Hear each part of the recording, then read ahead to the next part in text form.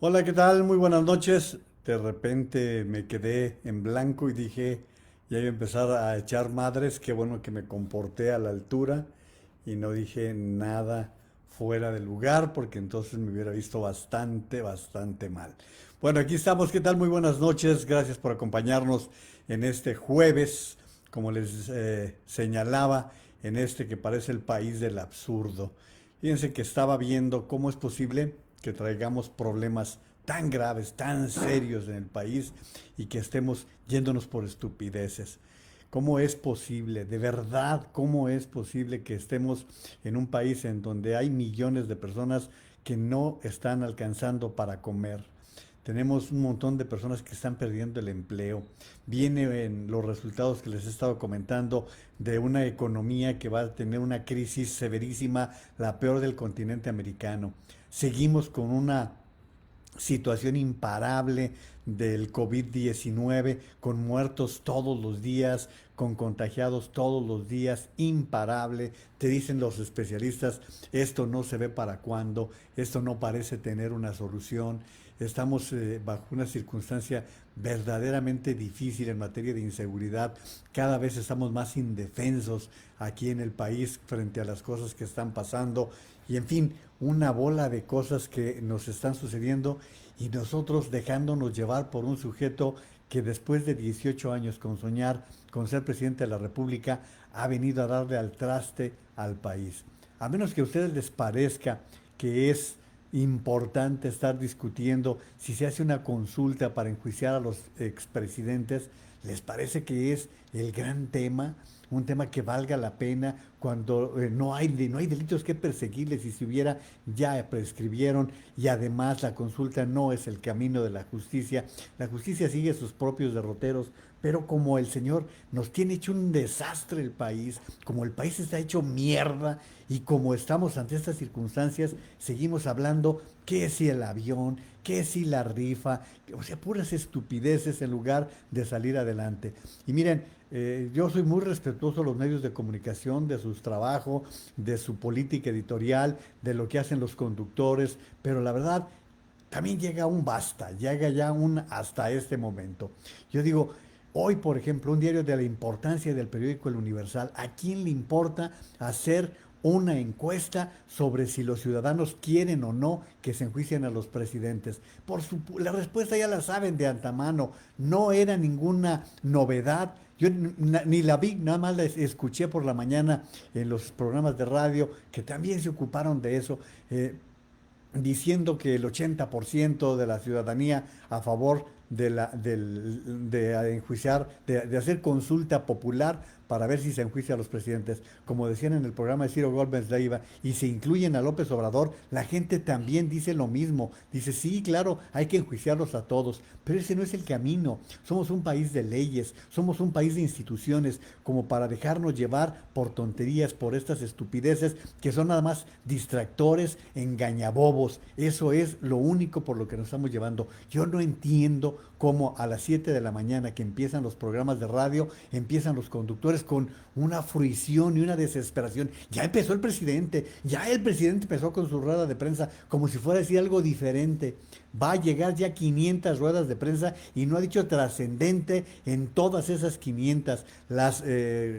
Los resúmenes que nos ha hecho el doctor Luis Estrada con respecto a lo que se dice y hace en las mañaneras es una pérdida de tiempo que nos cuesta a ustedes, me cuesta a mí, nos cuesta al país.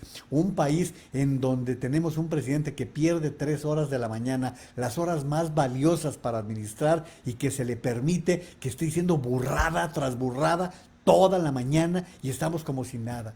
Y siguiéndole, y cada media hora o cada 20 minutos acaba de decir esto, y nos vamos a enlazar, y a ver ahora qué dijo, y diario diciendo lo mismo, y criticándolo, ¿no? Y criticando. No, pues es que otra vez con lo del avión, presidente miente. Bueno, ¿para qué le sigues el juego? Y hoy el presidente, otra vez criticando a los periodistas, su deporte favorito es criticar a los medios y criticar a los periodistas. Y ahí van los medios, ahí van los periodistas a hacerle el juego. Pues no le hagan el juego, no le sigan. Anoche estaba viendo el programa ese de tercer grado, todo el programa hablando que si las consultas son una estupidez, y lo dicen ellos mismos, pero se avientan una hora discutiendo las mismas tonterías.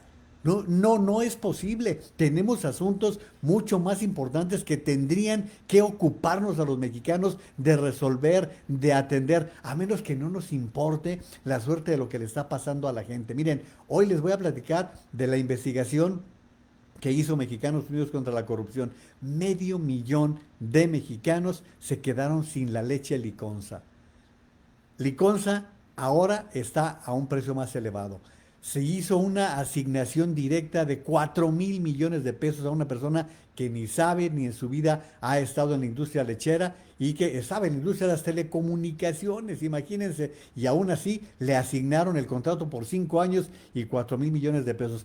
Esas son las cosas que realmente importan, son las que están sucediendo, porque son las que le afectan a la gente, a esos mismos pobres que López Obrador se comprometió a proteger, de los mismos pobres que habla todos los días y se llena la boca cuando habla y dice, estamos haciendo por los pobres. Estás haciendo una madre, no estás haciendo nada. La verdad es que hoy los pobres son los más perjudicados con la situación que está predominando en el país, porque son los que están perdiendo el empleo, son los que se están viendo más afectados con la situación económica.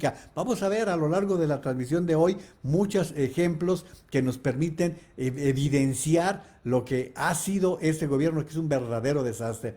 En las últimas notas que me preparé para ahorita, en el Senado, hablando que si la consulta, otra vez vuelvo a lo mismo. ¿A qué viene todo ese asunto? O sea, ¿de qué vas a acusarlos? El único que está con posibles delitos y a ver si prescriben o no es Peña Nieto. Y Peña Nieto no lo va a tocar. Ya le mandaron una lección, ya le mandaron un aviso. Tú te vuelves a meter con situaciones como las que estás haciendo y te saco otros videos más comprometedores que los de tu hermano recibiendo el dinero oscuro, el dinero sucio. No va a tocarlo y es estar fregando a Felipe Calderón. ¿Por qué? Pues porque no le concedieron el triunfo que no ganó en el 2006 y entonces estamos enredados, enredados y enredados en una bola de situaciones verdaderamente complejas, complicadas. Yo les pregunto, ¿vale la pena eso?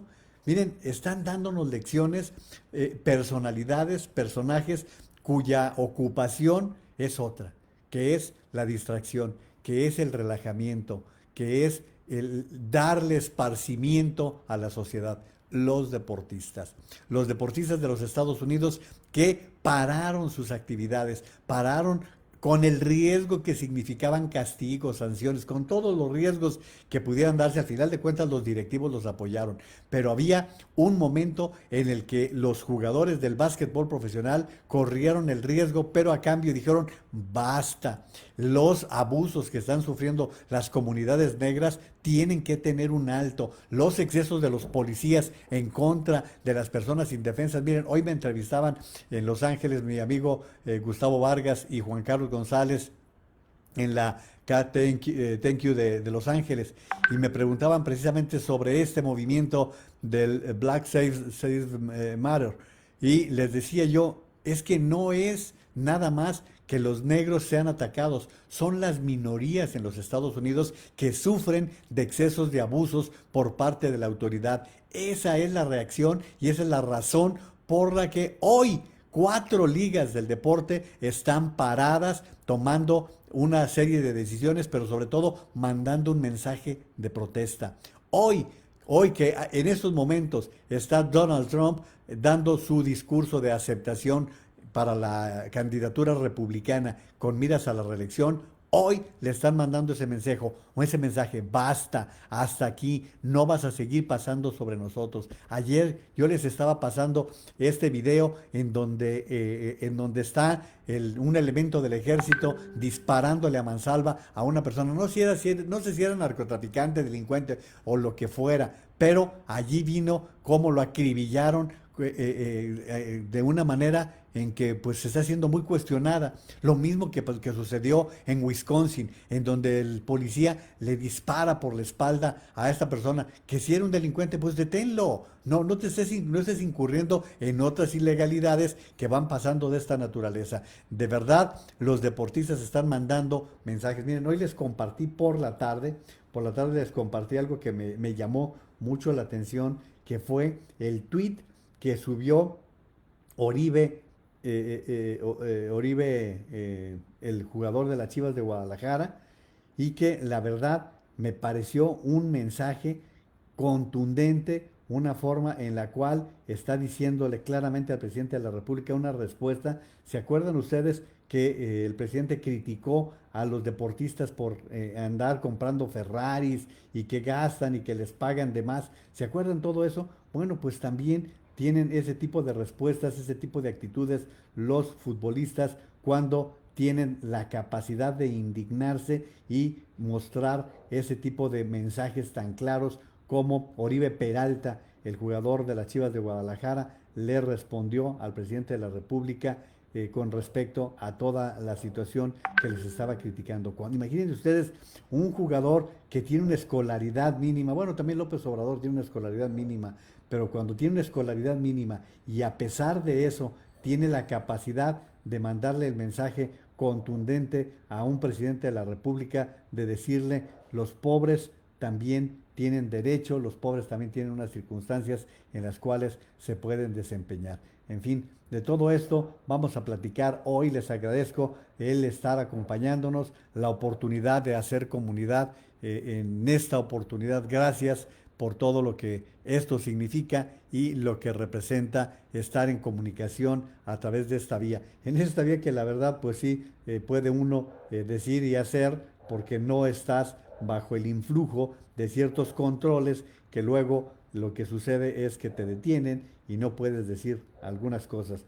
Por esa yo quiero agradecerles mucho el favor de su atención y el que se estén molestando con participar. Miren, ya encontré el tuit de Oribe Peralta, dice, el problema es la pobreza, no la riqueza. Hay que reducir el número de pobres, no de ricos. Esta es la mentalidad que tiene la gente que quiere trabajar, que lucha todos los días por ser.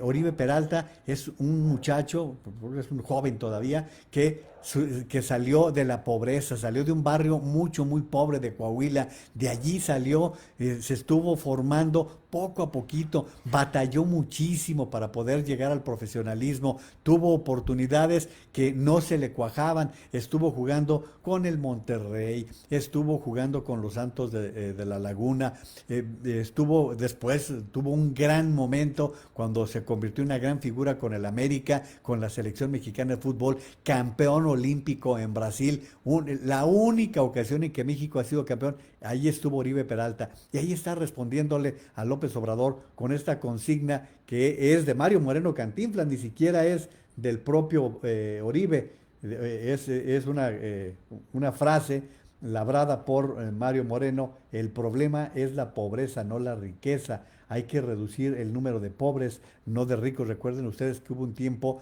en que a Cantinflas se le decía el billonario de México, porque pues decían que había ganado muchísimo dinero con sus películas. Igual, un hombre que se hizo en la carpa, un hombre que se hizo del trabajo continuo, de la nada, hasta convertirse en el mimo de México, hasta convertirse en la gran figura. No puedes ir en contra de esas personas que sí dan ejemplo, esas personas que con su esfuerzo cotidiano, con su disciplina, con su forma de comportarse, le mandan un mensaje, una enseñanza a sus seguidores, a las personas que les tienen una admiración, un respeto. Oribe Peralta está en esa tesitura, véanlo ahora que está con Guadalajara, disciplinado el tipo, siendo que había alcanzado los niveles de gran figura, ha sabido tener la discreción que le demanda ya el ser un veterano en el fútbol y realmente por eso hoy me ocupaba de lo que representa el deporte cuando es bien canalizado. Aquí tenemos un sujeto que tendría que ser el ejemplo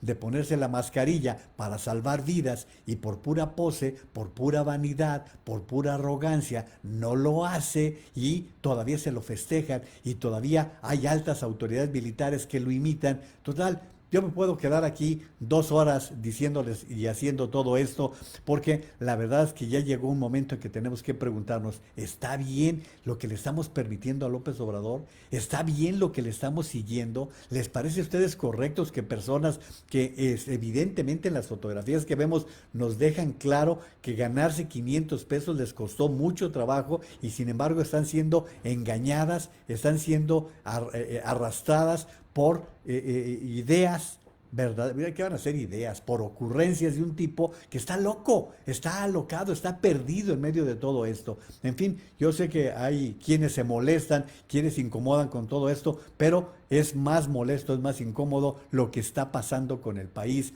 en este momento. Alicia Esther Gutiérrez López, muy buenas noches. Gracias, les repito, por estarnos acompañando. Gracias por compartir la transmisión, por hacerla posible, por decir lo que ustedes piensan. Yo les digo lo que pienso y lo que voy observando a lo largo de los tiempos. Yo lo único que puedo decirles es que a 7 meses de que empezamos este ejercicio, las cosas cada vez se han empeorado.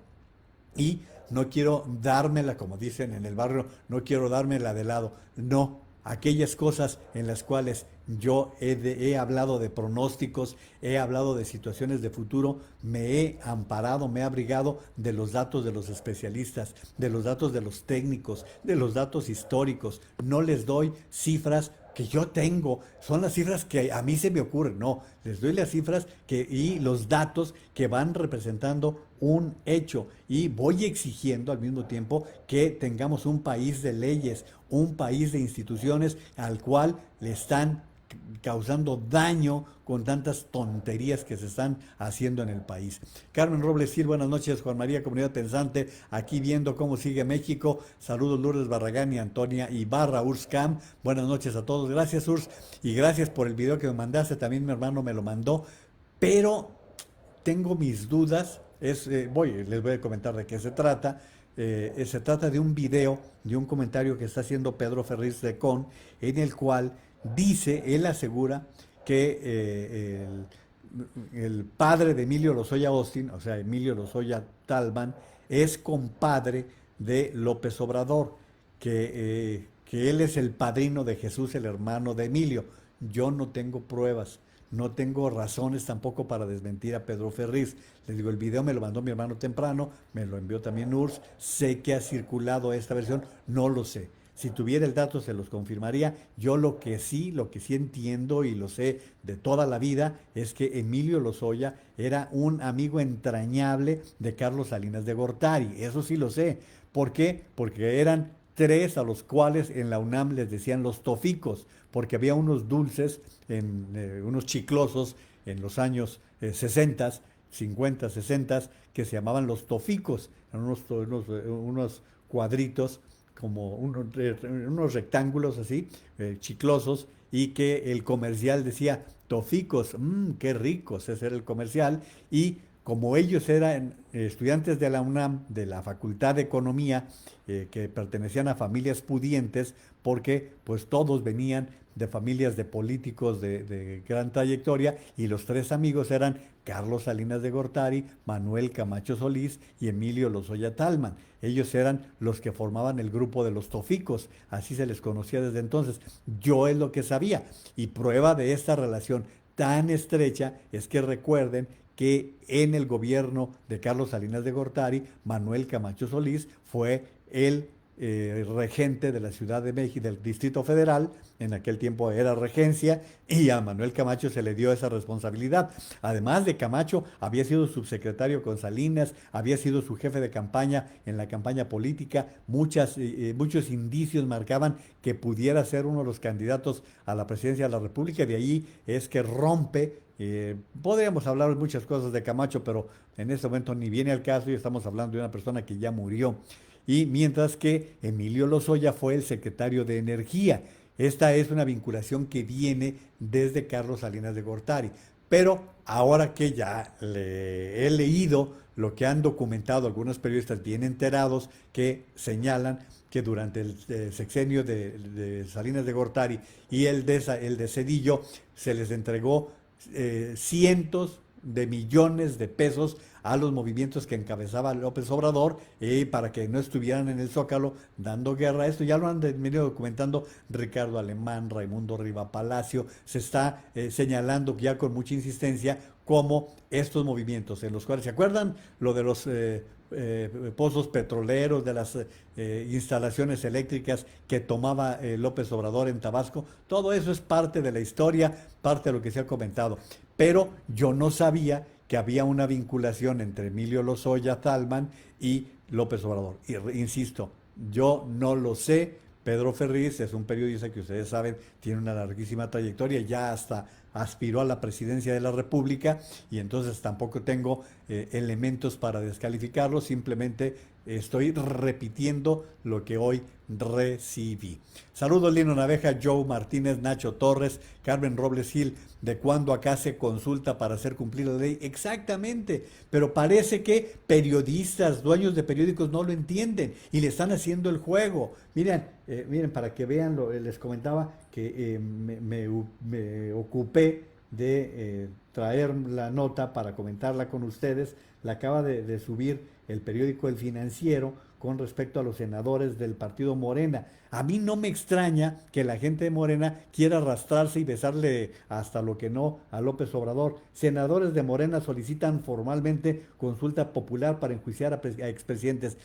Bonitos legisladores. Imagínense, los encargados de vigilar la observancia y el desarrollo de las leyes violando la ley, pasando por encima nada más porque un tipo les está poniendo ideas que no vienen al caso. Les leo, senadores de Morena solicitaron formalmente hoy que se realice una consulta popular para enjuiciar a expresidentes del país que hayan incurrido en actos de corrupción. ¿Quién dice? Empiecen por López Obrador. Ya vimos los actos de corrupción, quedaron clarísimos. Hoy hace 8 días se evidenció, porque además al día siguiente él lo reconoció. Él admitió haber recibido ese dinero sucio. Él admitió haber recibido sus pagos, de alguna manera hay que ponerlo, que recibía dinero para sus salarios, sus sueldos, de ese dinero que era un dinero ilícito y de dinero irregular. Entonces hay que empezar por el presidente en turno, hay que empezar por enjuiciar a López Obrador porque es el primer corrupto de esta lista de presidentes, ¿no? Si eso es lo que quieren los de Morena. Desde el inicio del actual gobierno de la República se ha dicho que no se trata de un acto de venganza llevar a juicio a los expresidentes de México, en el caso de que se acredite la comisión de actos de corrupción en agravio de la nación durante el ejercicio de sus funciones, sino un acto de justicia. No, pues así es. La ley así tenía que ser. Hay elementos suficientes para poder acusarlos de haber cometido un delito. Pues para eso están los tribunales, para eso está la fiscalía. Hay que dejar correr los acontecimientos y que sean las leyes los que lo juzgan. En el caso de los expresidentes, nada más con eso cierro porque les insisto, no debemos estar perdiendo el tiempo con esas tonterías, son estupideces, nada más, no podemos calificarlas de otra manera. ¿Cómo es posible que estemos con eso? Mientras tanto, estamos viendo un país en el cual les doy el dato al día de hoy. Gracias Jaime Matus por pasarme la información. Hoy el reporte que nos dio el gobierno de la República es que hubo 6.026 personas contagiadas, 6.026, lo que equivale a que ya tenemos 579.914 contagiados en cifras oficiales. Luego, el número de muertos oficialmente por COVID en las últimas 24 horas, 518, con lo cual ya estamos en 62.594. 62.594, que si a fuerza de ser honestos los multiplicamos en 3, andamos en más de 200.000 muertos a causa de unas tonterías. Fíjense qué chafas son, nada más para que vean qué tan chafas son. Vean lo que sucedió hoy. Porque 2 tweets que también mandó Jaime. En el tweet de Joaquín López Dóriga, pues la Secretaría de Salud informó esta noche que en las últimas 24 horas nadie murió por COVID-19, no dio cifra alguna, es lo que publicó Joaquín López Dóriga, y dice aquí, los registros de ayer y hoy, solo hay variación de casos nuevos confirmados con 6.026. No hubo registro de muertes en México por coronavirus en las últimas 24 horas. Una vez que los exhiben, escuchen, así los exhibieron y así responde el señor López-Gatell. Antes de pasar a preguntas y respuestas, fe de ratas, le pido al doctor Alomía si nos comenta, había un error en la diapositiva número 2, la diapositiva que tiene el número de defunciones registradas. Estaba el dato de ayer, hoy es 27 de agosto y el doctor José Luis Alomía nos va a comentar. Sí, es correcto. Hubo un error en la actualización del dato de defunciones acumuladas. Para el día de hoy son 62.594. En la versión que se comparte a los medios y que además se publica, el dato ya estará correcto. Y miren, no me voy a regodear, ni siquiera me voy a enquistar, en criticar, pues son errores humanos. Ni siquiera hay lugar a eso. Simplemente exhibe la incapacidad que tienen, simplemente los presenta como son, pero ni siquiera viene al caso presentarlos como lo que son, como lo que representan. Miren, hoy, por ejemplo, los datos que da Valeria Moy en Twitter, nada más para que tengan una idea. Si queremos comparar el crecimiento del Producto Interno Bruto durante durante el segundo trimestre del año en México con el de Estados Unidos, hay que usar cifras comparables. Así se ve.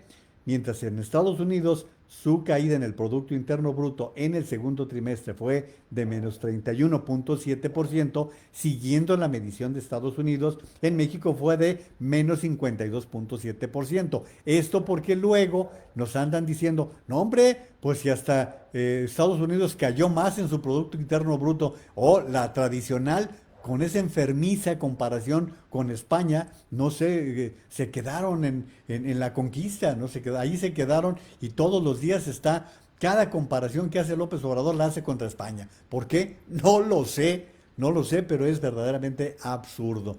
Luego, también Carlos Guillermo Smite, buenas noches Juan María, de nuevo al aire, el trabajo a veces me aleja, vengan tus comentarios, gracias, ¿no? Y siempre nos da gusto que esté por aquí Carlos Guillermo, muy amable.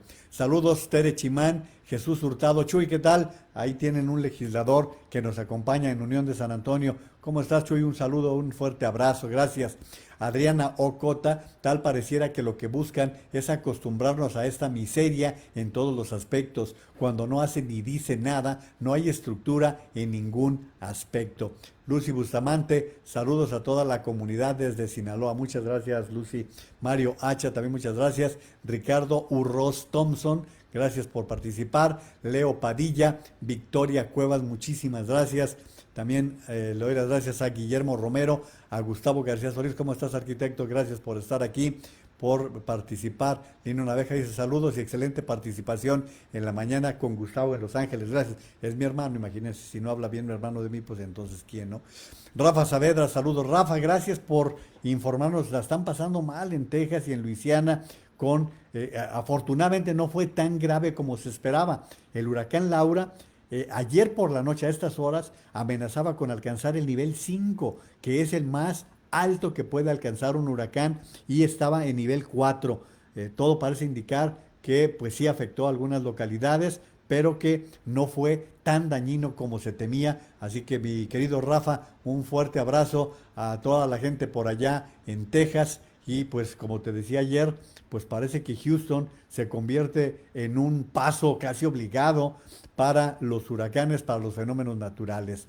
Lourdes Barragán, María Josefina López Velarde, Graciela Sandoval, gracias. Dice Lourdes, buenas noches. Juan María, Carmen Robles, Antonia Ibarra y comunidad, muchísimas gracias.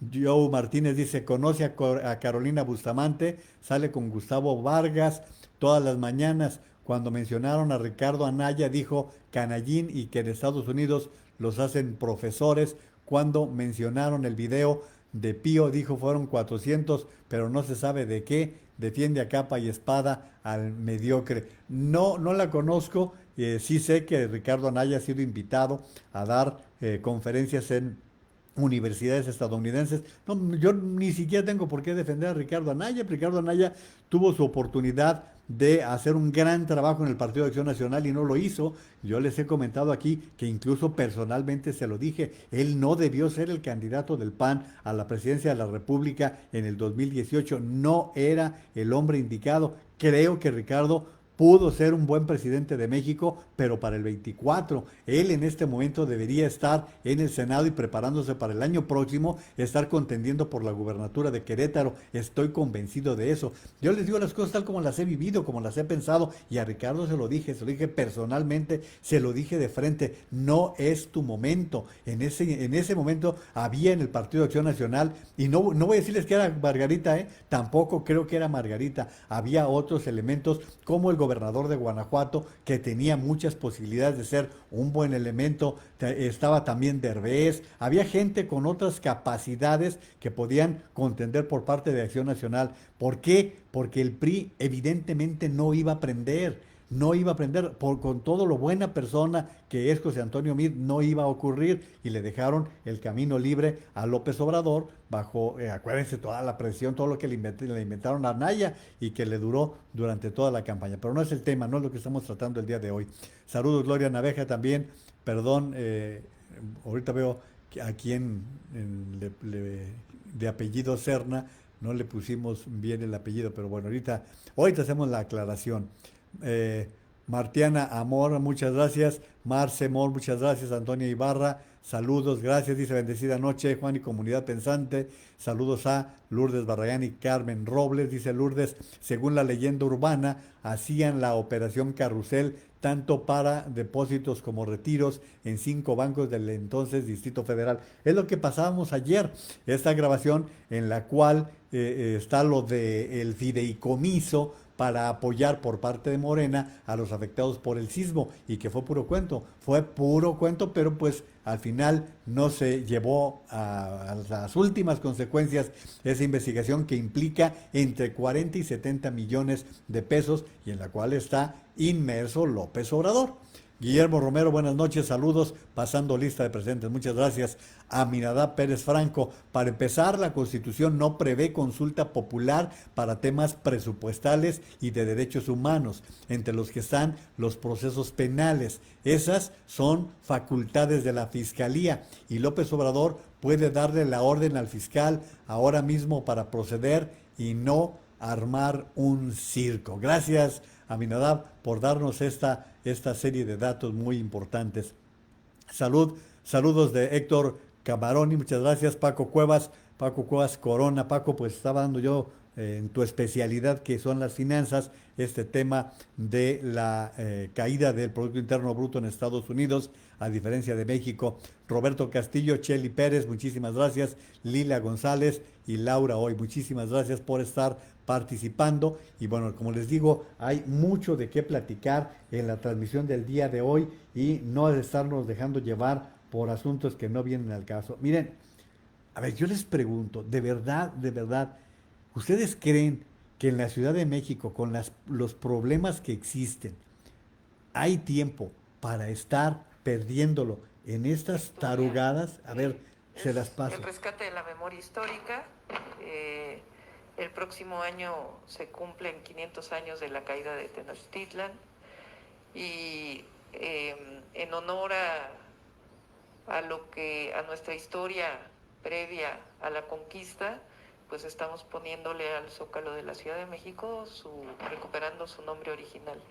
Lleva un tiempo porque necesitamos pues hacer algunas cuestiones legales, pero además pues todo lo que significa el cambio, que realmente no son muchos recursos, pero me parece que es importante recuperar la memoria histórica previo a la Ciudad de México, al México Tenochtitlan. ¿Les parece a ustedes? Les pregunto, se los pregunto, ¿serán temas tan importantes, serán temas tan relevantes que ocupen el tiempo de una autoridad?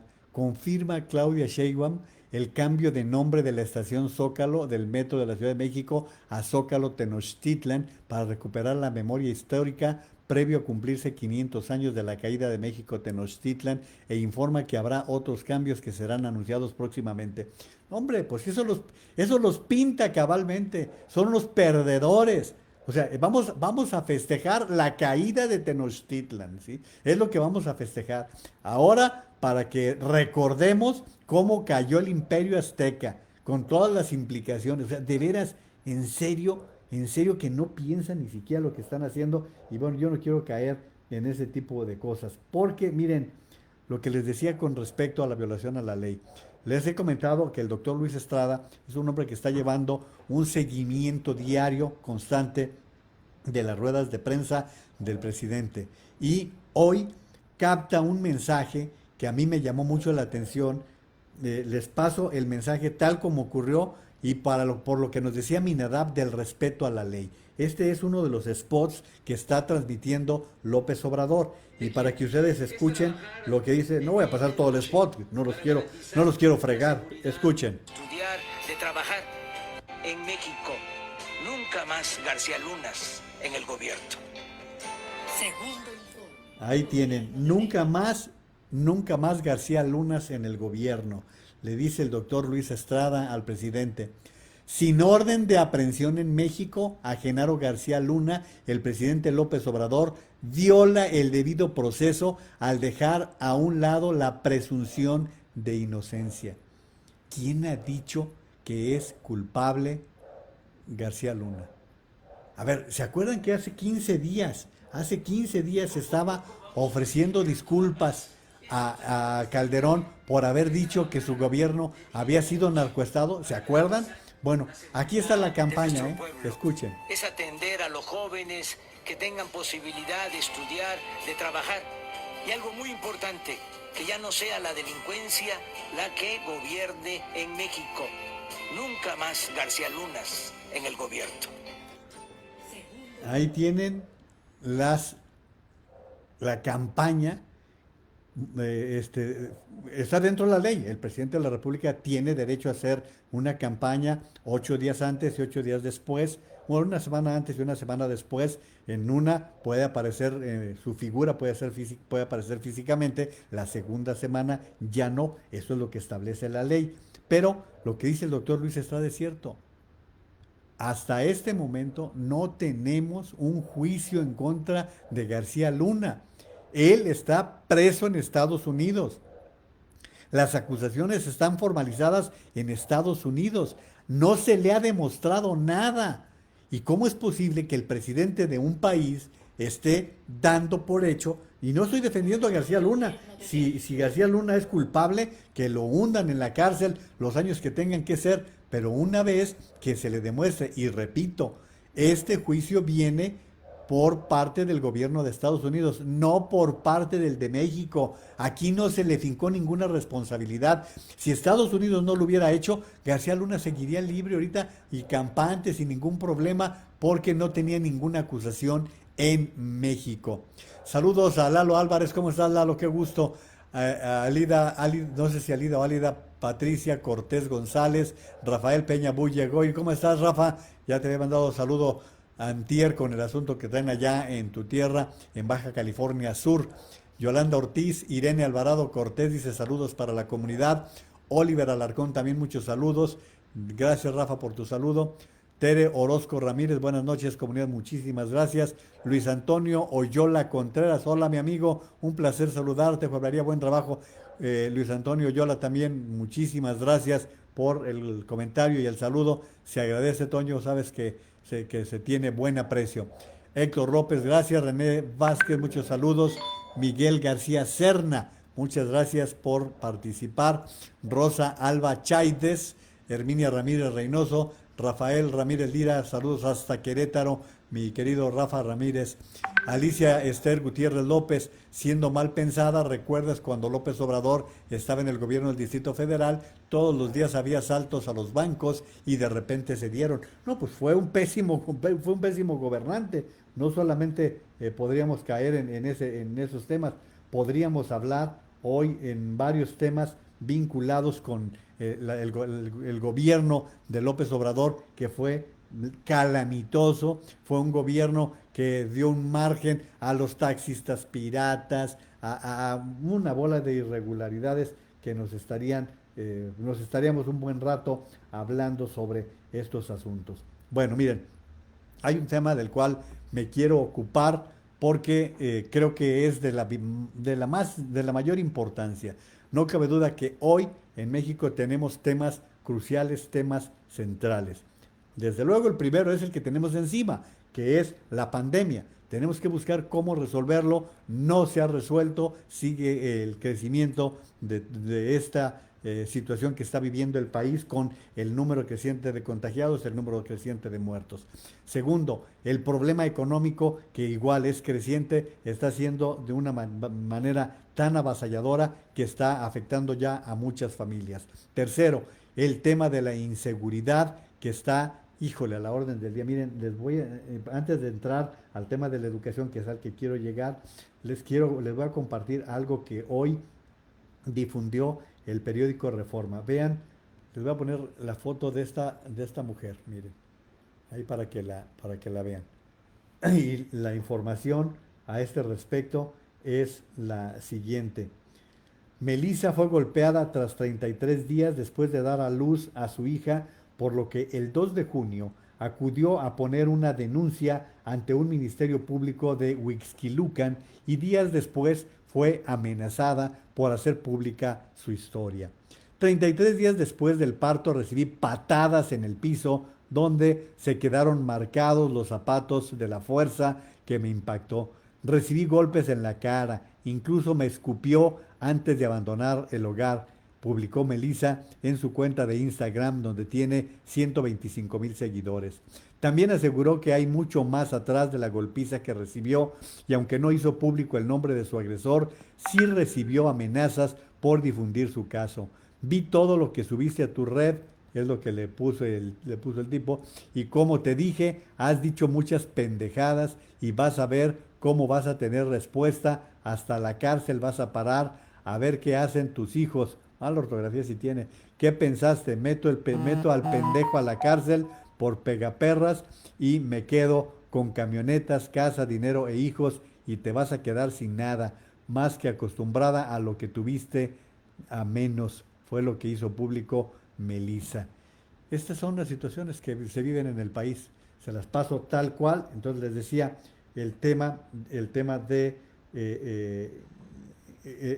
la violencia que se está presentando en el país. Me dice producción que no se vio la foto, pues yo la puse frente a la cámara como me dijiste, Maru. A ver, ahí está, ahí sí se ve, espero que ahí sí se esté viendo. Aquí está la mujer golpeada, tal cual, creo que ahí sí se puede ver, porque se ve a la altura, a mi altura. Entonces pues ahí es la foto que subió esta señora Melissa a Instagram y por eso se los quise presentar. Bueno, pues les decía, después de esta serie de asuntos que son los medulares de nuestro país, viene el de la educación.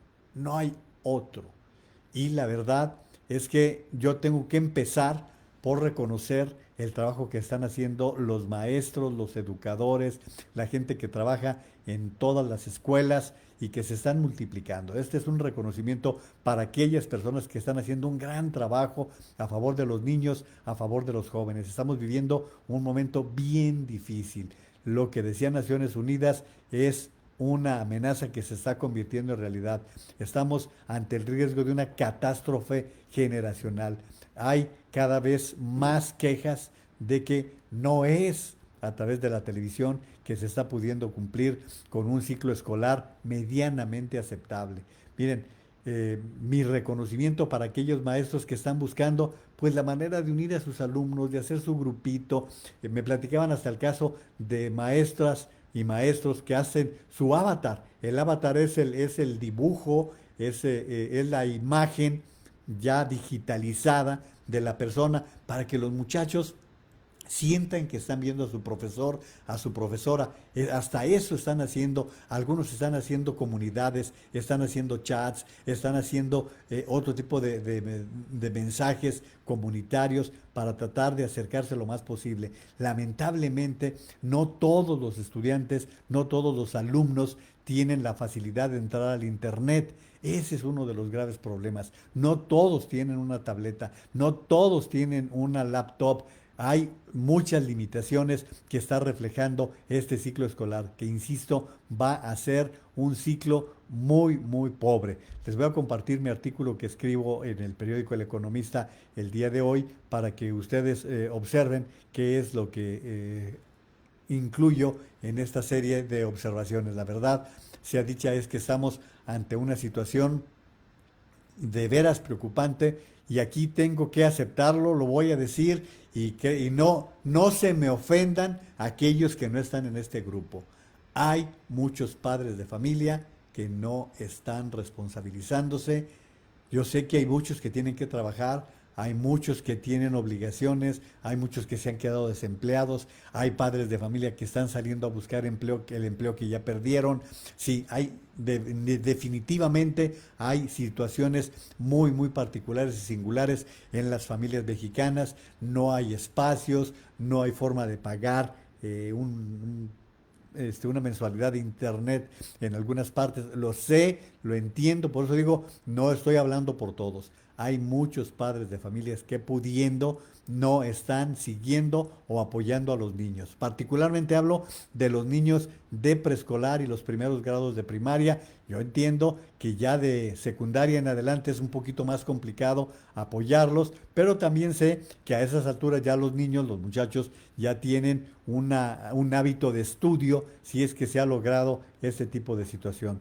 Por lo tanto, yo insistiría en que estamos ante un tema de muy difícil análisis, de muy difícil solución. Estamos con el problema del ciclo escolar que no va a ser de lo mejor, ni siquiera va a llegar al mínimo indispensable. Va a ser un ciclo en el cual se van a dar unas brechas terribles. La brecha que se va a dar entre aquellos alumnos que sí están recibiendo clases por internet, en salones virtuales, con seguimiento a cada una de sus materias, con seguimiento de las tareas, con seguimiento puntual de los trabajos que vienen realizando, con atención de las preguntas que tienen los alumnos y que los maestros pueden ir respondiendo. En fin, quienes sí están haciendo un esfuerzo supremo para poder alcanzar un mejor ciclo escolar. Por esta razón, lo quiero señalar de esa manera para que veamos qué más podemos hacer. Yo no sé si hay personas que puedan empezar a ayudarle a la vecina quedándose un rato con el niño o en la hora que pueda ayudarle para que pueda irse a trabajar y que tenga su clase por televisión o que la invite para que pueda ver la televisión en casa. No sé, a lo mejor es el momento de que esta solidaridad que muestra el pueblo mexicano en situaciones extremas como un sismo, como un huracán, estamos ante eso. Yo les he dicho, esto que nos está pasando con la pandemia es como una guerra, como un fenómeno natural que nos exige actitudes y acciones diferentes, que nos demanda un hermanamiento distinto. No quiero caer en las actitudes del Mesías de empezar a dar desde el púlpito un discurso o a empezar a soltar plegarias. No, es simplemente vamos pensando cómo podemos apoyar para sacar lo mejor posible el ciclo escolar que está en marcha. Muchas gracias, Leti de la Vega.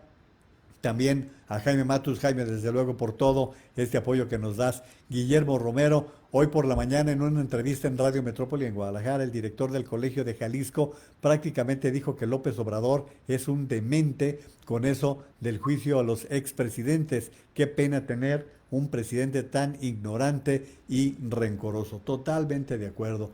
María Palidita, así viene, no sé si así sea.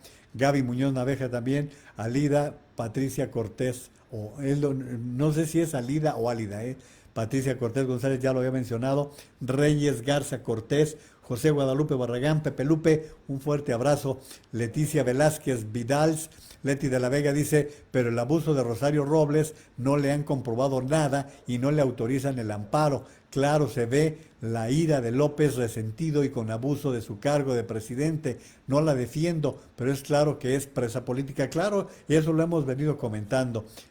Sí, bueno, me decían que la foto no se vio. Estoy llegando a estas alturas. Creo que ya se vio, ¿verdad? Ya, ahorita ya queda.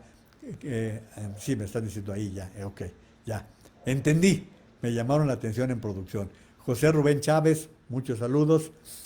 José Rubén Chávez Camacho. Luis Elpidio Pérez Manrique Pillo, ¿qué tal? Un fuerte abrazo, gracias. José Rubén Chávez Camacho dice buenas noches, saludos. Saludos también Nena de la Torre, muchas gracias por estar aquí. Joel Gutiérrez Galaviz, ¿qué tal? Muchas gracias. Dice Maru, quienes tengan computadoras que ya no usan, busquen regalarlas o prestarlas a niños que no puedan tener acceso más que a la televisión, porque esto puede funcionar si se usan las dos vías. esa es una muy buena sugerencia. Si ustedes tienen una computadora que ya es viejita, que ya no la usan, que ya está arrumbada, habrá a quien le sirva. Habrá a quien le sirva de módem, habrá a quien le sirva para usarla por el internet, habrá mil formas, límpienla. Sí, quítenle todos los archivos que sean personales, limpien, eso sí les recomiendo, límpienla completamente y si pueden regalarla, regálenla. Hay quien lo va a agradecer, quien lo necesita además en este tipo de cosas. José Joel, perdón, yo le estoy poniendo José, Joel Gutiérrez Galaviz, no sé, no es queja, vi hoy varias clases y se nota mucho la mano de las televisoras, son copias de programas de cadena americana a la mexicana. Pues sí, Joel, es lo que decían que iban a poner conductores al lado de los maestros, por favor, imagínense, que imagínense a Andrea Legarreta a un lado, ¿no? Pues digo, seamos serios, ¿no? Bajo ese tipo de situaciones. Saludos Isidro Martínez, también a Guadalupe Hernández, gracias por su participación en esta transmisión. No saben cómo les valoro el apoyo que me han dado y que nos han permitido seguir adelante. También les voy a compartir, aparte de la liga de mi artículo, el artículo de mi hijo Juan María, que también él se está ocupando curiosamente del tema de las escuelas, pero él está más que nada diciendo, voy a leer una parte, dice, los actos teatrales pueden ser eficientes métodos de control poblacional. Por ejemplo, está bien documentado que mantener colonias libres de basura disminuye la criminalidad, al igual que patrullarlas con oficiales desarmados. Hay ejemplos similares como los estudios para poner letreros de compañías de alarmas en edificios que en realidad no están vigilados, cámaras de seguridad que no funcionan, personal uniformado que no es de seguridad, en fin, las personas somos sugestionables por información contextual. Por ejemplo, le tenemos más confianza a alguien que traiga puesta una bata blanca para escuchar información médica y semejante teatro que nos hemos montado durante la actual epidemia. Y lo que a mí me llamó mucho la atención es lo que dice al final. Habiendo dicho eso, es inexcusable, imperdonable y enfurecedor ver bares, spas, clases de ejercicio en grupo y cines abiertos y las escuelas cerradas. Esto se los dejo para que ustedes lo piensen, analícenlo y por eso se lo estoy compartiendo. Repito, es un artículo que publica mi hijo Juan María en el periódico Milenio y que hoy por eso se lo estoy compartiendo para que tengan estas informaciones. Bueno, hay otros asuntos que también les quiero tratar. Fíjense ustedes si suponen o no que somos idiotas, ¿eh? Y estos son los de Morena, para que vean, son los legisladores. El diputado local de Morena de la Ciudad de México, Eleazar Rubio Aldarán, pidió a los periodistas no indagar crímenes, sino limitarse a informar los hallazgos de las autoridades ministeriales. En los argumentos que presentó como parte de una iniciativa para volver a crear la pena por difamación en la Ciudad de México, el diputado expuso que los periodistas no deben realizar investigaciones por su cuenta sobre hechos delictivos. Su labor es exclusiva de informar, no realizar investigaciones o diligencias para resolver una carpeta de investigación.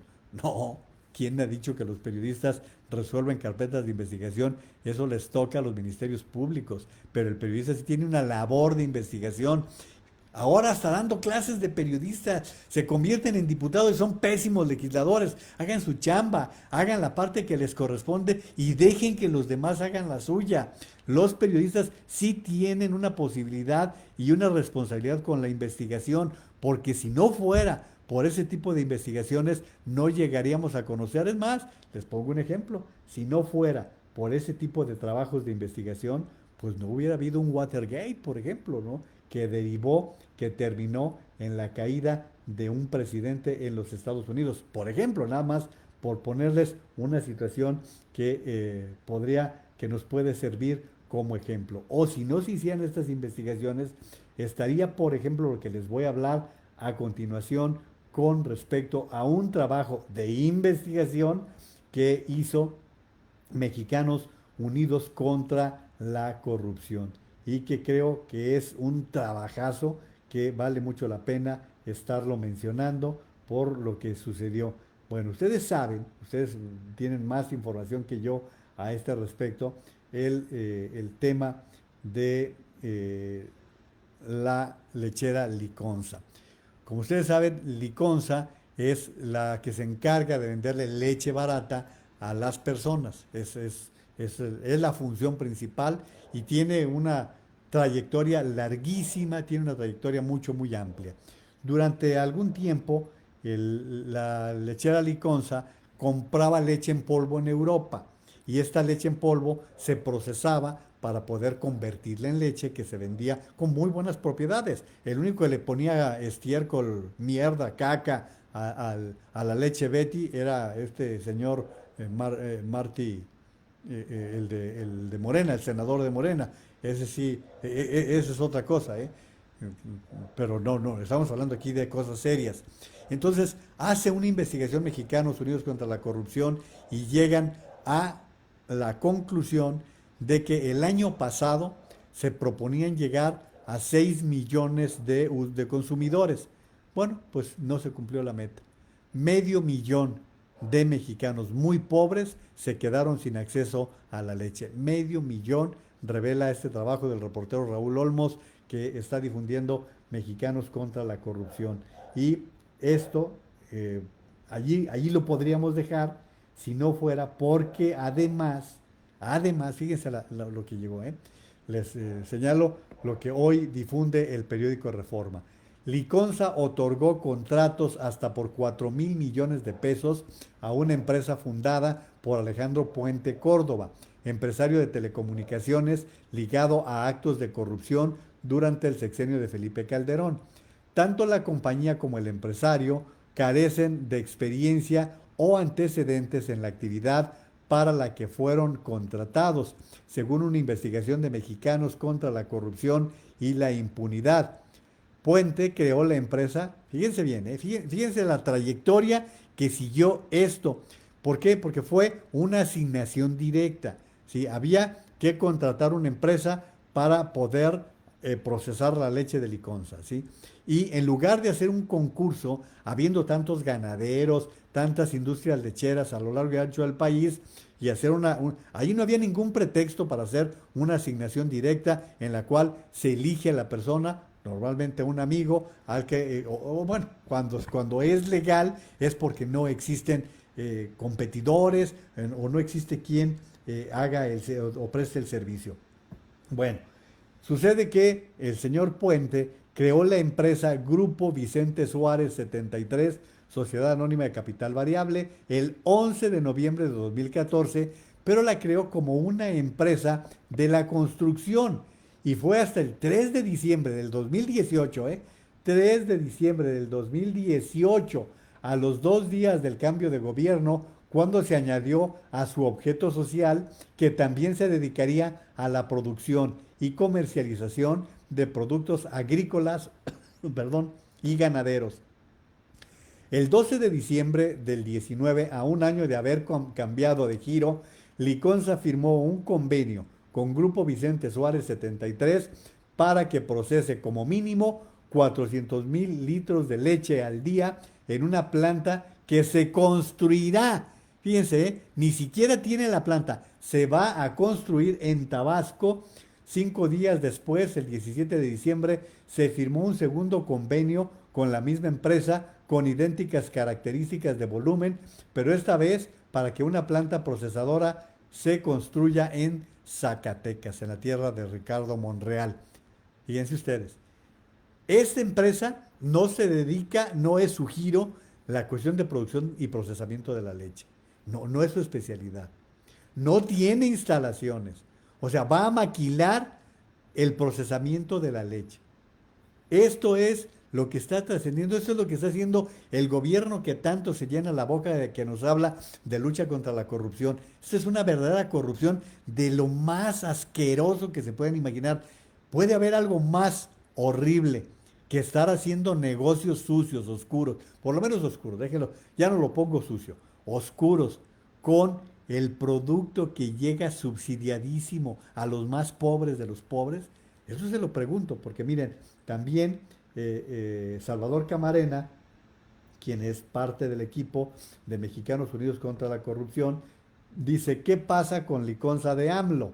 Si fuéramos una familia normal, dice el novelista, tendríamos las prioridades más o menos ordenadas. O sea, discutiríamos la que nos está cayendo, que nos está cargando el payaso, en vez de perder el tiempo con el señor presidente. Estoy completamente de acuerdo, chava, con eso que acabas de escribir o que escribiste anoche. Una familia normal o un país presentable llevaría semanas tratando de parar el ritmo de contagios de COVID-19 para llegar algún día cercano a una meseta pandémica distinta a la que tenemos, donde se da la paradoja de que oficialmente tenemos camas sin ocupar al tiempo que no cesa la pila de cadáveres rumbo a los panteones. Una sociedad responsable encontraría un modelo para refaccionar la economía de los más pobres en medio de la pandemia, al tiempo que se ayuda a que sobrevivan los negocios de esos que dan empleo tanto a los más necesitados como a aquellos que les compran alimentos y productos a los más rezagados. Y así sigue escribiendo y dice, y también del desastre que está ocurriendo en Liconza. Urge hablar del tufo que despiden algunas de las medidas en esa empresa, cuyos desatinos le cuestan la alimentación básica a los pobres de los pobres. Pongan atención en todo lo que está revelando Salvador Camarena, porque lo que ocurre en Liconza lleva meses emitiendo señales de alarma y nadie, y menos que nadie Palacio, o sea Palacio Nacional, ha puesto atención al tema. Una de esas tempranas señales de alerta ocurrió en diciembre, cuando se informó que las pérdidas de Segalmex, es decir, de la función de Diconsa y Liconza, entre enero y octubre del 19, fueron 39% más que las de similar lapso en 18, y en concreto lo que dice Salvador Camarena. Liconza registró ingresos por poco más de 5,000 millones de pesos y gastos por 9,267 millones, con lo cual la pérdida operativa fue de 4,258 millones de pesos. Es decir, para facturar un peso, Liconza gastó 1.85. Y aquí está la liga para quien quiera checarlo. Este es un artículo que hoy aparece en el periódico El Financiero. De entonces a la fecha se han publicado varias columnas que mencionan irregularidades y la salida del que fuera director de finanzas René Gavira Segestre en junio pasado. Esta semana, sigue diciendo, el reportero Raúl Olmos reveló una auditoría de la Secretaría de la Función Pública donde se advierte que en 2019 Liconza recortó recortó casi medio millón de empadronados y que no alcanzó a cubrir la meta de beneficiarios que en su último año alcanzó Peña Nieto. Fíjense, Peña Nieto protegió más a los pobres que López Obrador en materia de Liconza. Más, sí, el corruptazo de Peña Nieto, el gobierno corrupto, todo lo que ustedes quieran, hizo más que lo que está haciendo este gobierno que se dice protector de los pobres. Los reportajes de Olmos sobre Liconza revelan que además han sido otorgados contratos por 4,000 millones de pesos a la compañía de Alejandro Puente, que es lo que les estaba informando. Si los mexicanos pusieran sus prioridades en el orden lógico, ayer habría sido un día de actividad frenética luego de que se dio a conocer la histórica caída del Producto Interno Bruto en el segundo trimestre de este año. El desplome fue del 17.1%. Así abrí la transmisión, ¿sí? Así la abrí diciéndoles qué estamos haciendo, escuchando a un demente que todas las mañanas nos sale a hablar de aviones y nos sale a hablar de rifas cuando la economía se la está cargando el payaso, como dice el propio Salvador Camarena. En vez de discutir sobre cómo dejar de tener camas vacías y un desfile de cadáveres por COVID-19, sobre cómo reanimar la economía o cómo ponernos las pilas para que a los más pobres no les quite el gobierno la leche, estamos hablando del avión, de una consulta patito más, del video de la ocurrencia presidencial de cada día, de todo eso que genera ruido mientras el país está en otra parte, más cerca del hoyo que nunca en las últimas décadas. Pero síganle haciendo el juego, allá saben quién. Qué buen cierre el de Salvador Camarena. Es más, se lo repito, en vez de discutir sobre cómo dejar de tener camas vacías y un desfile de cadáveres por COVID-19, sobre cómo reanimar la economía o cómo ponernos las pilas para que a los más pobres no les quite el gobierno la leche, estamos hablando del avión, de una consulta patito, de una consulta patito más, del video, de la ocurrencia presidencial de cada día, de todo eso que genera ruido mientras el país está en otra parte, más cerca del hoyo que nunca en las últimas décadas. Pero síganle haciendo el juego a ya saben quién. Y bueno, miren, precisamente foros como este es en donde podemos ir canalizando las ideas, las inquietudes, ir revelando cosas, ir compartiendo información, compártanla ustedes también. Yo sé que hay mucha gente que está convencida de que López Obrador está haciendo un gran trabajo, de que el gobierno está haciendo un gran papel. Ahí es causa perdida. Pero tenemos el compromiso de que el próximo año se cambie el estado de cosas. Logremos que la votación saque completamente a Morena de la Cámara, y no completamente, que no le dé la mayoría, que no le dé la mayoría otra vez a Morena en la Cámara de Diputados. En fin, voy a leer algunos comentarios de ustedes que me hacen el favor de acompañarme. Saludos de Alfredo Arenas, también de Salvador Lara Elizondo, dice tarde pero sin sueño. Qué bueno, chava, eso se agradece. Gloria Naveja, como diría mi papá, a mis 60 años estoy en tercero de primaria con mi nieto. Pues sí, eso es lo que se tiene que hacer. La familia se tiene que multiplicar, porque si la mamá se va a trabajar, pues la abuela le entra a ver cómo le ayuda para que pueda salir adelante. Raúl Miranda, yo creo que no estábamos preparados con la gran carga de producción de contenidos y eso precisamente ocasionará un rezago en la educación de los niños y jóvenes en México. Y miren que les está diciendo a alguien que ha dedicado años de su vida a trabajar para hacer producciones de telesecundaria y que lo han hecho de una manera reconocida. Salvador Lara Elizondo, el periodismo es investigación, definitivamente. Dice además Raúl Miranda, por otra parte no es excusa, pero como Gatell decía que íbamos a terminar con la cuarentena hace meses, pues no se preparó un escenario de educación a distancia a tiempo. No, no Raúl, pero la Secretaría de Educación sí lo sabía. Acuérdense, yo les digo, yo me los llevaba de 3 meses en 3 meses, les dije, faltan 3 meses para el inicio del ciclo escolar, hay tiempo para hacer cosas, hay tiempo para programar. No, ni siquiera han terminado de entregar los libros de texto que van a terminar de hacer las cosas adecuadamente. Dice Mercedes Vázquez, y los Panama Papers, pues es otro tema, es un tema que ha seguido su propio círculo. Mercedes, vea el documental de Meryl Streep que está que se encuentra en Netflix y da muchas ideas. Leti de la Vega, y hoy me enteré que Comisión Federal de Electricidad está implementando su propio programa de pensiones. Por voto y orden de su sindicato, cualquier jefe se jubilará con 60,000 pesos y los bajos con más de 35,000 pesos se jubilarán a los 50 años y las mujeres a los 45 y 47 años. A ver, esto se los comenté en días pasados. Se hizo la firma de un contrato colectivo en el caso de la Comisión Federal de Electricidad, mediante el cual, fíjense ustedes, 45,000 trabajadores van a poder jubilarse con 25 años de antigüedad. Esto implica que habrá hombres que se jubilen a los 55 años de edad, cuando lo que se está recomendando en todo el mundo es que se extienda el periodo de jubilación hasta 65 o 70 años. La comisión, que es nuestro dinero, esa es la lana de nosotros los mexicanos, y habrá mujeres, y no es hablar mal de nadie, que se van a poder jubilar a los 45 años de edad, con costo a los mexicanos. La situación de la Comisión Federal de Electricidad es no tan precaria como la de Pemex, pero también en una situación verdaderamente calamitosa. Y, pues, ¿dónde están? ¿Dónde está el Bartlett? ¿Dónde está el presidente hablando de aviones?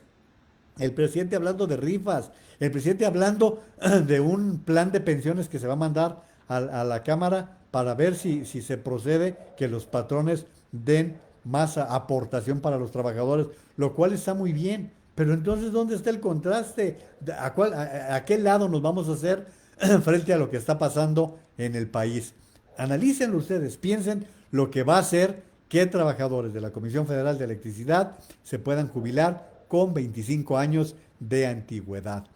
Isabel Borroel Ramírez, gracias. Águeda Velázquez, muchísimas gracias, Águeda, por también estar ya aquí todos los días. Saray GD, Salvador Rolón, Chava, un saludo a la familia, muchas gracias.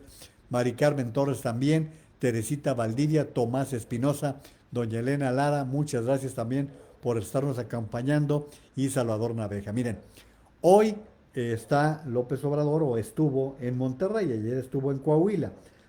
Hoy en Monterrey, el Bronco hizo un discurso en el cual solicitó de una manera contundente, lo hizo el Bronco, el gobernador del estado de Nuevo León, que se dieran los pasos para poder quitar la refinería de Cadereyta, que se ha convertido en un foco de contaminación gravísima para los habitantes de una de las ciudades más importantes del país en materia industrial, que es Monterrey. Lo estuvo comentando, lo estuvo explicando, estuvo dando el razonamiento el Bronco, y les voy a transmitir las palabras del Bronco, en donde está señalando las razones por las cuales están pidiendo que se quite la refinería de Cadereyta en Nuevo León. ¿Por qué? Pues porque está siendo un problema bastante serio. Dice, fíjense, por ejemplo, dice el director de Petróleos Mexicanos: recuerda el director de Pemex que uno de los objetivos que tiene el programa de rehabilitación de las 6 refinerías va encaminado a mejorar la eficiencia operativa de las plantas de proceso y con ello emitir menos sustancias contaminantes al ambiente.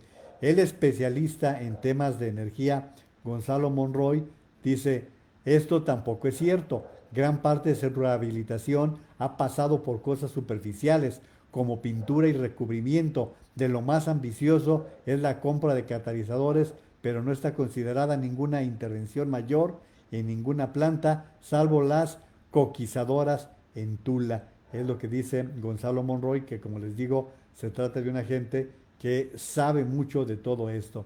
Y López Obrador aseguró que se está atendiendo el tema de la refinería de Cadereyta, pero descartó que se pueda cerrar como han demandado ciudadanos. Destacó que se invierte para modernizarla y buscar alternativas para evitar que contamine. Eso ya no se puede. Ya no se puede porque se encuentra en un lugar muy complicado. Miren, el Bronco le dio una serie de explicaciones a López Obrador con respecto a todo esto, y para que ustedes escuchen lo que está diciendo. Una ciudad de primer mundo.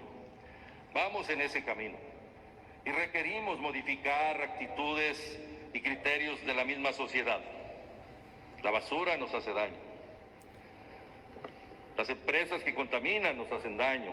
Nuestros hijos sufren todos los días problemas respiratorios y muchos de ellos con consecuencias mortales. Le pedimos, señor presidente, revise, cheque, vea. Tengamos una reunión especial para ver el tema de la refinería de Cadereyta. Sé que hoy usted y yo estaremos ahí, pero es necesario que empecemos a ver eso. Ya lo estoy haciendo también con otras empresas. Cemex, Vitro, Alcali, Ternium, todos ellos hemos trabajado en este momento y estamos estableciendo en conjunto una nueva ley que permita que todo mundo cumpla con que le demos a nuestros hijos y nietos un mejor futuro en nuestra ciudad. ¿Habrá algo más importante, como les hablaba de otras cosas, habrá algo más importante que la salud de los ciudadanos, que cuidar que la contaminación no impacte la salud? Monterrey es una ciudad industrial, es una ciudad donde existen plantas prácticamente de todo, es una ciudad muy próspera, con buenos salarios, con buenos trabajos, pero también con muchos problemas. Uno de ellos lo ha generado la refinería de Cadereyta. Miren, por ejemplo, los diputados del PAN en Nuevo León, dice el presidente, prometió una inversión de más de 5,000 millones de pesos para modernizar la refinería de Cadereyta y reducir sus emisiones contaminantes. A más de 2 años, la refinería sigue siendo la principal fuente de emisiones contaminantes. Así está la gente en Monterrey Por esa razón se lo estoy compartiendo porque se trata de un tema que es muy destacado. También les quiero compartir esta información porque creo que si ya estamos hablando de contaminaciones, pues ahí les va. CONACYT, el Consejo Nacional de Ciencia y Tecnología, detecta glifosato en leche materna, tortillas, agua, sangre y orina. Introducido a México por la transnacional Monsanto, el glifosato ha dejado un rastro contaminante en territorio nacional. El CONACYT revela afectaciones en tortillas, harinas, leche materna, sangre y orina. También áreas naturales protegidas, agua y cultivos mexicanos. Organizaciones campesinas identifican también a DuPont y a Syngenta como las principales comercializadoras de este fertilizante carcinógeno. No lo sé, ¿eh? Miren, el tema de Monsanto se presta para muchas cuestiones, para muchas discusiones.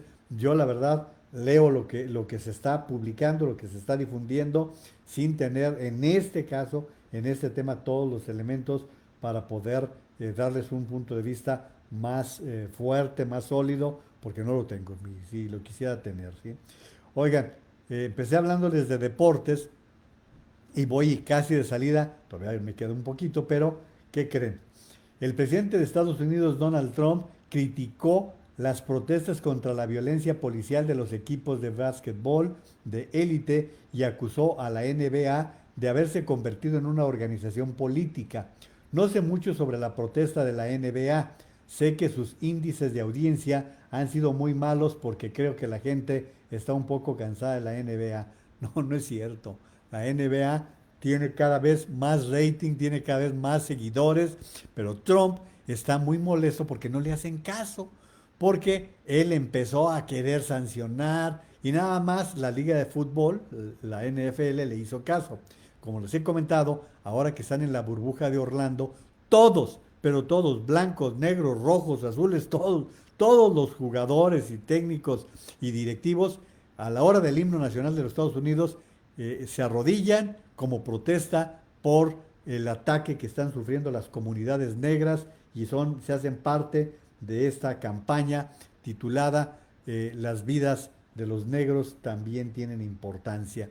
Miren, y a propósito de este tipo de excesos, hay un programa de Andrés Oppenheimer que me gustó mucho y se los quiero recomendar. Este programa de Andrés, del periodista argentino radicado en Miami, exhibe una entrevista con una chica que es cubana, una cubana que es una influencer que se llama, ahorita les digo cómo se llama porque aquí tiene un nombre medio curioso, bueno, medio curioso para mí porque yo no la conozco, pero es una chica que es una influencer de 21 años de edad y pues resulta que en Cuba la están hostigando. Aquí está la información y los detalles para que ustedes vean lo que pasa en algunos países que admiran a algunos. Fue denunciado por la página web independiente 14 y medio y fue denunciado por José Miguel Vivanco, el director para las Américas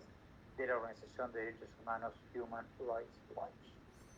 La contactamos a Ruama Fernández en Palma Soriano, Santiago de Cuba, la provincia de Santiago de Cuba, y le preguntamos ¿qué diablos es eso de las personas reguladas? Veamos la entrevista que le hicimos hace pocas horas.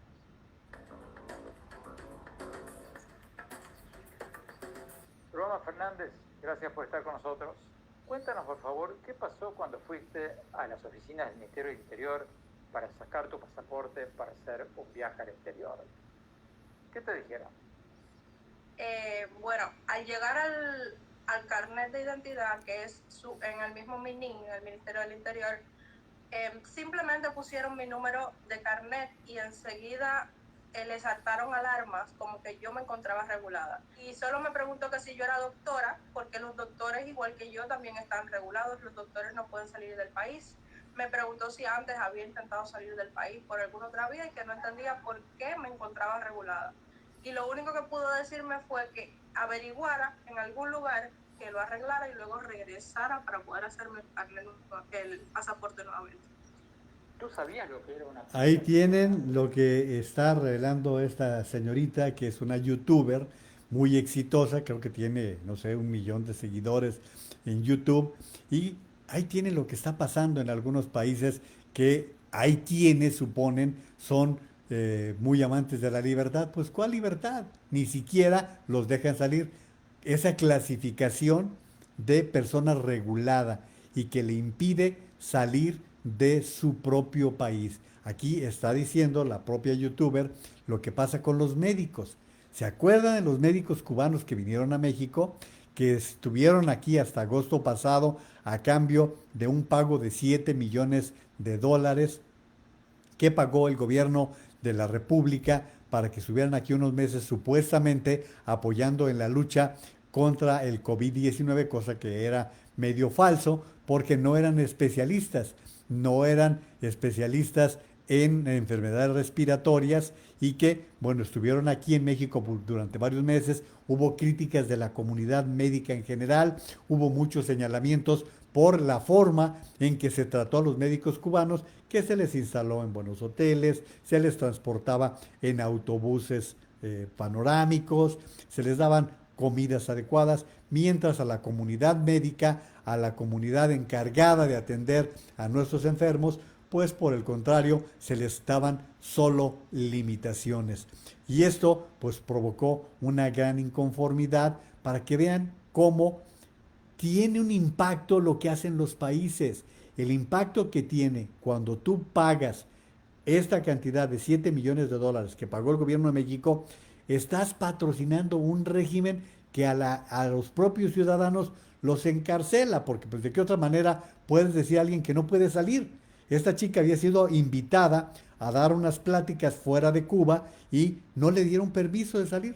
Simplemente eres una persona regulada y no puedes salir.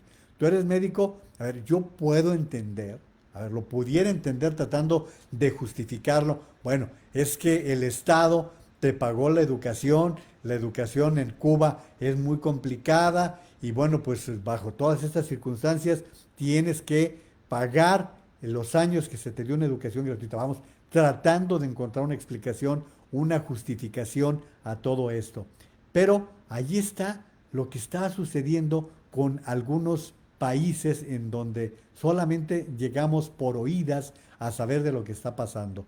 Yo conozco Cuba, yo he estado en Cuba y la verdad me causan una gran admiración los cubanos, sobre todo por la dignidad con que viven. Yo respeto a los que están de acuerdo con el régimen cubano, muy bien. Hay quienes están convencidos de que es lo correcto y allí están. Yo les he platicado aquí, uno de mis autores favoritos es Leonardo Padura, que no ha querido salir de Cuba, pero él forma parte de una élite que es protegida, él va y viene a Cuba a la vez que quiera, porque él ha dicho, ¿para qué me voy del barrio donde vivo, donde he estado toda la vida, si no tengo a dónde ir, dónde pasarlo mejor? Y Leonardo Padura, que es un extraordinario novelista, bueno, pues ha decidido permanecer en Cuba, pero bueno, estamos hablando de quienes están por voluntad propia. Eso es la gran diferencia de quienes desean salir, vaya, hasta para poder ir de viaje a dar una plática, lo que sea, ¿no? Gracias a Lourdes Barragán, dice, la CFE tiene su propio sistema de jubilación, pero además tienen la jubilación del seguro, o sea, se van con 2 jubilaciones. Saludos Carlos Gutiérrez, Sonia Plat Laborín, muchísimas gracias. Alejandra Pérez Manrique también. Gracias Alejandra, qué bueno que nos acompañaste en la transmisión de hoy. Bueno, yo les dije desde ayer, les advertí desde ayer que no les sorprenda si el próximo presidente de la Cámara de Diputados se llama Gerardo Fernández Noroña y que si llega a presidir la Cámara, por lo tanto a presidir el Congreso de la Unión, no se vayan a extrañar si a partir de allí empieza a construir su postulación a la presidencia de la República para el 2024. No les extrañe. ¿A qué viene todo esto? Bueno, pues a esto, para que ustedes vayan viendo que a veces nuestros pronósticos no andan equivocados. El Partido del Trabajo en la Cámara de Diputados adelantó que mañana registrará a los nuevos legisladores que se unieron al grupo, con lo que ya serán la tercera fuerza para poder reclamar la presidencia de la mesa directiva. El 28 de agosto veremos qué grupo es la tercera fuerza y estamos convencidos 100% que es el PT, presumió el coordinador Reginaldo Sandoval. Dijo que con el nuevo registro de integrantes se dará el paso para que ese instituto político recupere parte de los legisladores que se dio para que Morena pudiera ser mayoría absoluta. Dijo que en las constancias de mayoría que dio el INE hubo 61 diputados electos por el PT en el 2018, aunque después con la composición de los grupos parlamentarios, al arrancar la legislatura, su grupo perdió ese número y en consecuencia la tercera posición de la Cámara. Como yo les decía, hubo un acuerdo al inicio de la legislatura para que el primer año presidiera la Cámara Morena, el segundo año presidiera el PAN y el tercer año presidiera el PRI. Pero ahora el PT, ese partido que el PRI de Peña Nieto salvó una vez que ya había sido, ¿cómo se llama?, descalificado, ya había quedado fuera por falta de votos. Bueno, pues ese partido ahora está traicionando al PRI en estas circunstancias. Y todo encaminaría a que el presidente propuesto por el Partido del Trabajo sería Gerardo Fernández Noroña. Hay de por sí una situación irregular en la Cámara. ¿Por qué? Porque se está dando una sobrerepresentación que las leyes no permiten. Pero Morena, en su afán de tener un mayor control, como hizo una coalición, fue integrando diputados del Partido Encuentro Social, del PT, del propio Morena, bueno, hasta del Verde, han estado incorporando elementos de esa manera. Y bueno, pues por esto pueden ustedes darse cuenta de la importancia que tiene el voto, de por qué tienen que votar por los partidos que no van a traicionar el voto. Ahí tienen ahora estos de Encuentro Social cambiándose al PT con un propósito que es verdaderamente utilitario por parte del Partido del Trabajo, que bueno, es de esos partidos que no sé por qué existen, por qué hay quien pueda votar por un partido de esa categoría tan ínfima. Pero en fin, a este tipo de circunstancias son las que estamos viviendo en el país y sigan pensando cómo vamos a vivirlo el próximo año en la elección. Saludos Manuel Contreras y Martín Medina, y llegó el momento de darles las gracias por haberme acompañado el día de hoy en la transmisión. Muy amables, gracias por su compañía. Les recuerdo que estamos en la temporada de lluvias, que en este tiempo las lluvias hacen encharcamientos, provocan el desarrollo de familias de moscos, y el mosco es el que transmite el dengue. El dengue es una enfermedad bastante complicada, que además en algunos casos causa la muerte. Por lo tanto, eviten los encharcamientos en sus entornos, en su casa, para que no vayan a contraer el dengue. Lo mismo estarles insistiendo en la importancia que tenemos de cuidarnos, de usar la mascarilla, pero la mascarilla bien puesta, entre nariz y boca, lavarse las manos con agua y jabón, la distancia física, la distancia social, que es muy recomendable, la sana distancia es muy importante. Luego, la parte relativa a los síntomas del COVID-19. Si usted padece de fuertes dolores de cabeza, dolores musculares, pérdida del olfato, del gusto, problemas respiratorios, consulte a su médico, no vaya a ser que esté contagiado de COVID-19. Como les prometí, aquí producción les está compartiendo tanto el link, tanto la liga de mi artículo en el periódico El Economista, como la liga en el periódico Milenio, con estos dos artículos que espero que sean de su interés. Creo que están con una serie de ideas interesantes y les agradecería, si les gusta, que lo lean y pues aquí lo comentemos el día de mañana. Si no les gusta también, si no les gusta mañana, con mucho gusto se reciben los comentarios aquí. Y les recuerdo algo tan importante para los niños, que no debemos de perderlo de vista, no debemos dejarlo, no debemos descuidar lo que es la vacunación de niños y jóvenes contra la polio y contra el sarampión. tengan en mente todas estas recomendaciones con las que regularmente cierro esta transmisión. Y bueno, llegó el momento de darles las gracias por su compañía. En el momento que lleguen, siempre serán bienvenidos. Y como siempre les digo, cuídense mucho, por favor.